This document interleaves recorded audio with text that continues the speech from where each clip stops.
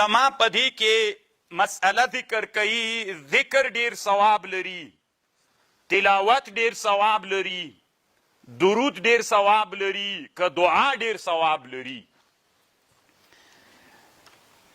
علامه بدرالدین العینی رحمه الله، علامه بدرالدین العینی یو کتاب جوړ کړی العلم الهیب علی کلم الطیب، چې دا یو مشهور متن د په احادیثو کې په ذکر کې کلم الطیب، دا د علامه شیخ الاسلام ابن تیمیه کتاب ده.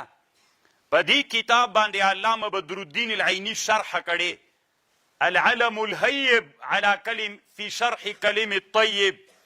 نو دې کتاب کې علامه بدرالدین العینی رحمه الله لیکلي دي تر ټولو نه افضل څوک ده؟ تلاوت د قرآن تلاوت ډیر ثواب لري تر ټولو نه، او د دې لپاره دلایل راوړي.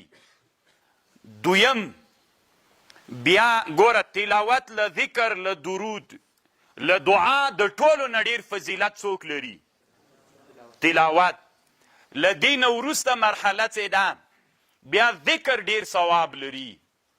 ذکر چې ده دا له دعا نه هم ډیر ثواب لري،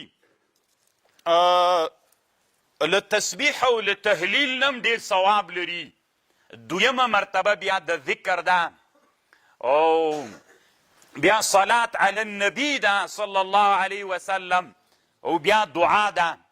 خو یوه خبره دلته شته، ذکر دا تلاوت افضل ده په ټولو باندې، خو دا هلته چې هغه اذکار و تسبیحات و درودونه د شارع علیه السلام نه په خاصو وختونو کې نه راغلي. اوس مثلا په خاص وخت کې د یو هغه ذکر سوی څه ورته وایي، د یو دعا ذکر سوی، خاص وخت کې د یو ذکر باندې تحدید تیروالی سوی، د یو تسبیح د تهلیل د دې شیانو اهتمام سوی ده، دا بیا له چا نه افضل دي؟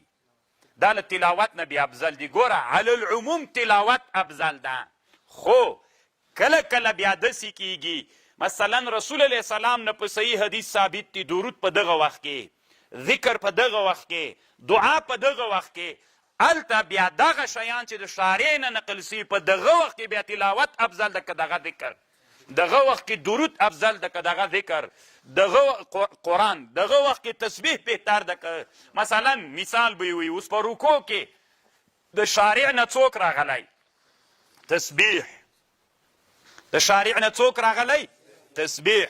په رکوع کې قرآن ویلل حتی مکروه د طالبانو علما وي. خبر باندې پوه سولئ. اوس طواف د بیت الله نه چې کوې، طواف د بیت الله کې به دعا کوي که د قرآن تلاوت به کوي، هلته د شارع نه دعاوې راغلی دي. حتی بعض علما وایي چې دلته د قرآن تلاوت مکروه ده، ځکه هلته دعا د شارع نه راغلې، ته به هلته دعا کوې، ځکه دا هغه ځای ده چې الله عز وجل د سړي دعا قبلوي. نو دا یوه مسئله شوله.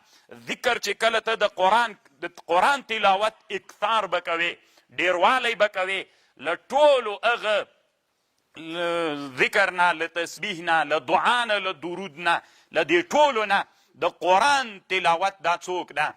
دا افضل ده، ثواب یې ډیر ده. نو اوله مسئله دا سوله چې علامه بدرالدین العینی رحمه الله دلته په علم الهیب کتاب کې ذکر کړی ده. یو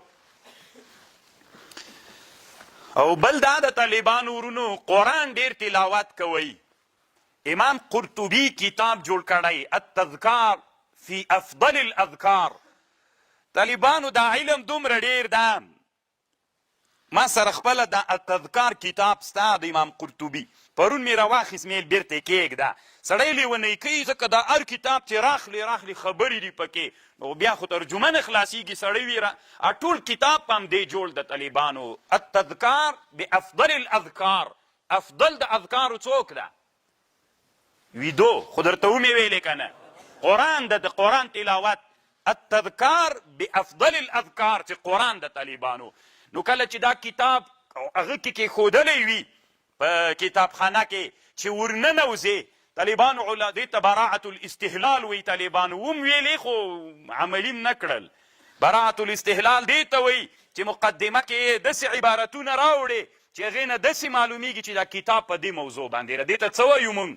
براءة الاستهلال. مختصر کې مو دا خبر مولي صاحب کړی که نه؟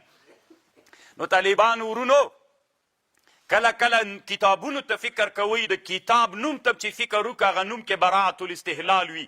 سړی پوه کوي چې په کومه موضوع باندې بحث کوي. یو طالب ګوګو وي، سړي ته وایي دا کتاب په کومه موضوع کې جوړ ده، دا کتاب وایي په کومه موضوع کې جوړ ده. نو ضرورت څه ده ورته چې تا مختصر ویلی براءة الاستهلال الزواجر عن اقتراب الكبائر، یعنې ځان له کبیره ګناهو نه وساته. خو دې نه معلومه شوه چې دې کتاب کې څوک ذکر کیږي؟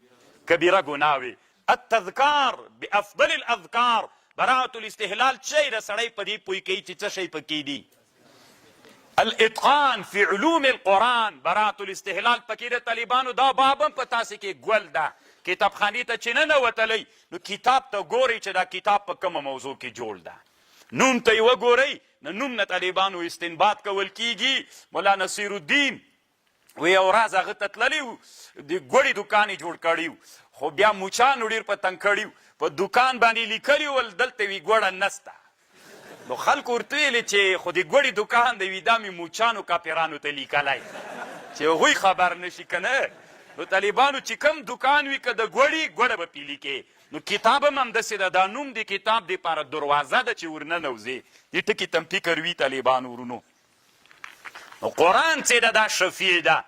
امام قرطبي په تذکار کې د دې دپاره باب کې ښودلی ده چې د قرآن شفیع ده، قرآن شفاعت کوونکی ده، قرآن شفاعت کوي.